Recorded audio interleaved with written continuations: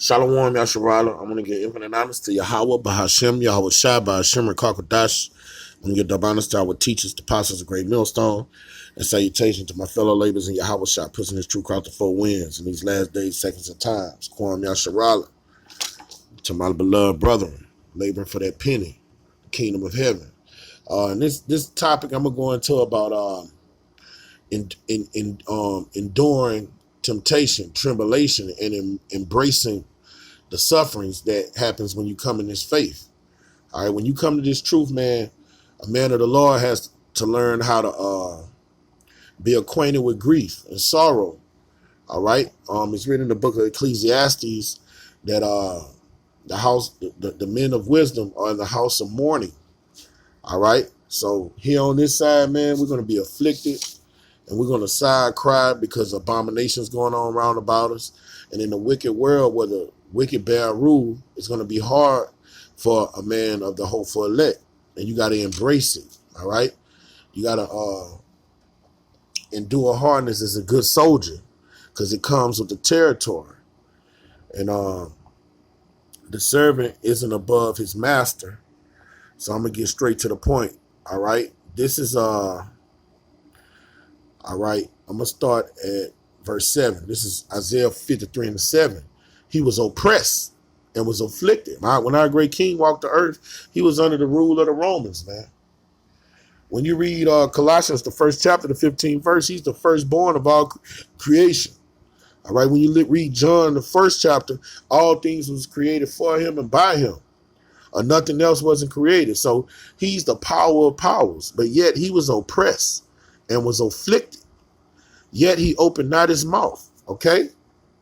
He is brought as a lamb to the slaughter, and as a sheep before his shearers, he is dumb, and he opened not his mouth, all right? So our great king who let it be known, if he wanted, he could have called down a legion of angels to defend him, but he let not his will be done, let not his will be done, but the Father's will be done, all right?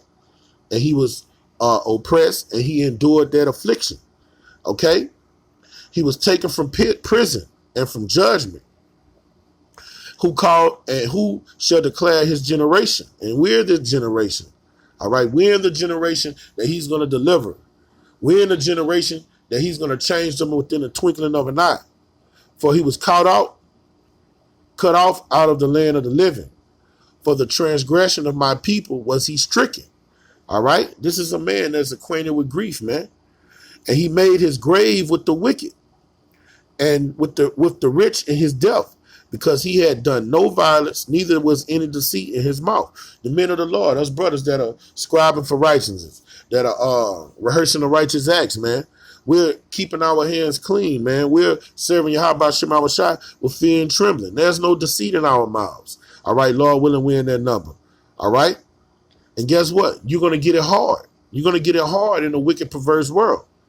Yet it pleased Yahweh to bruise him. See, when the Most High see us enduring in this flame, going through these trials, tribulations, persecution, all right, it pleases the Most High to see us hold fast to his doctrine and go through it, all right? So we're no greater than our great king, all right?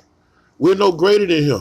We're going to have to go be bruised and become friends with affliction just like him. It comes with the territory. He have put him to grief. All right. Us brothers in this faith, man, we are grieving. All right. To see the nation of Israel at the bottom of the totem pole and these nations ruling amongst us. 2/3 of our people come against us like ravenous wolves because we hold fast to the doctrine of life and we live according to this word. They come against us, man. All right. It's grievous when you're at work and you have a homosexual lording over you or a woman lording over you. When thou shalt make his soul an offering for sin, he shall see his seed, he shall prolong his days, and the pleasure of Yahweh shall prosper in his hand. And that's what's going to happen with us, man. We're in that righteous number. Us brothers that endure affliction and embrace affliction, all right, and endure to the end, the same thing that happened with our great king is going to happen with us. So when all of these fiery trials come to you in this life, all right, you have to go through them, man. It's no such thing as folding up like lawn chairs. That's why it's written in the book of Ezra, put off the weak nature, man. That's why our Heavenly Father told Job to gird up his loins like a man. Okay? That's what we have to do. All right? And you can't get around it. It's written in several places. You cannot get around it. Let's go to our beloved brother Paul. Okay? This is things written aforetime was written for our learning. This is Acts 9, and I'm going to go down to, all right, I'm going to go down to 13. This is Acts 9 and 13. Then Ananias answered and said, Yahweh, I have heard by many, he was actually talking to Yahweh Shai, I have heard by many of this man, how much evil have he have done to thy saints at Jerusalem. And here he have the authority from the chief priest to bind all that call on thy name. But Yahushua said unto him, go thy way, for he is a chosen vessel unto me, to bear my name before the Gentiles, Israelite foreigners, all right, not heathens, and kings and the children of Israel. For I will show him how great things he must suffer for my name's sake. And Paul suffered. And we're going to see how he suffered. All right? And guess what? He was acquainted with suffering. All right. And when he endured that suffering, he's going to get a crown of life. So we're no different than Paul. We are servants of Yahweh Shema Shai just like him. So suffering becomes a part of this truth, man. All right. Suffering is a part of the truth. All right. Suffering and going through various trials and tribulation builds character, man. All right. It's called fire. The Most High say he put us in this fire so we could get better. All right. Let me get, you know what? I'm going to go to the book of Corinthians 4 and 10, and it reads, for we are fools for Yahweh's sake, but ye are wise in Yahweh's. For we are weak, but ye are strong.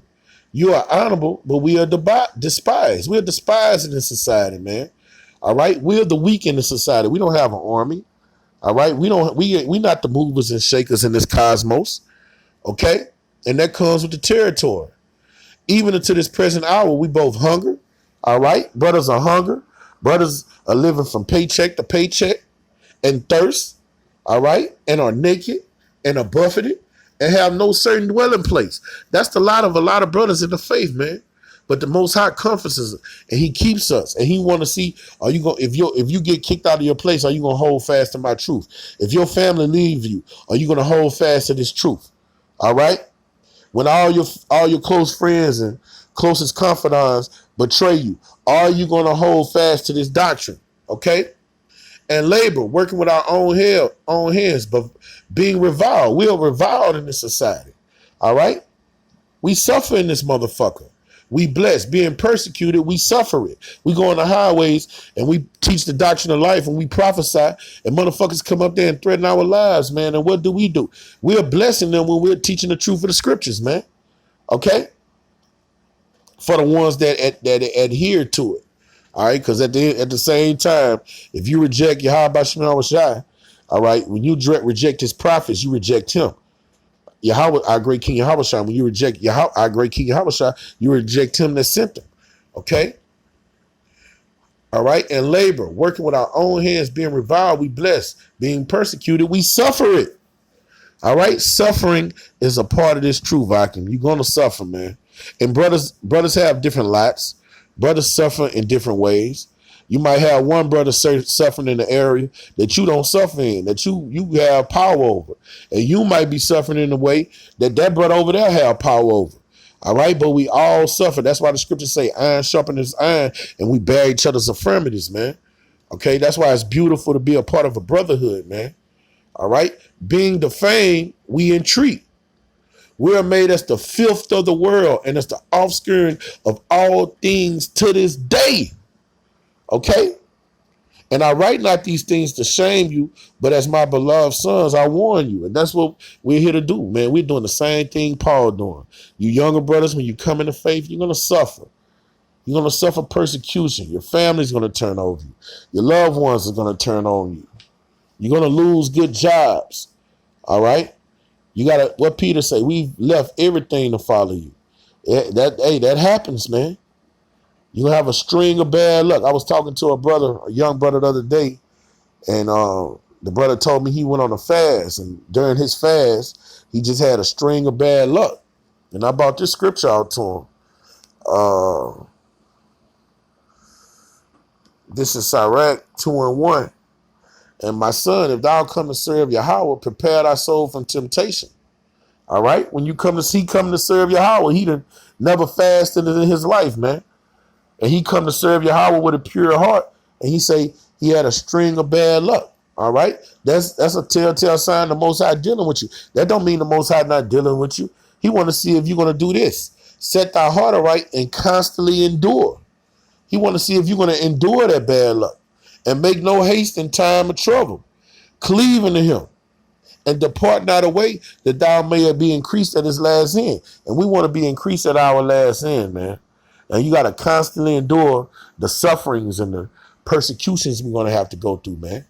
All right? And then you call that getting put in the fire. Let me find that precept. 1 Corinthians 3.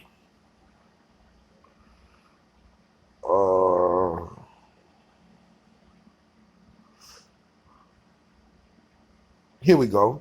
1 Corinthians 3:13. All right.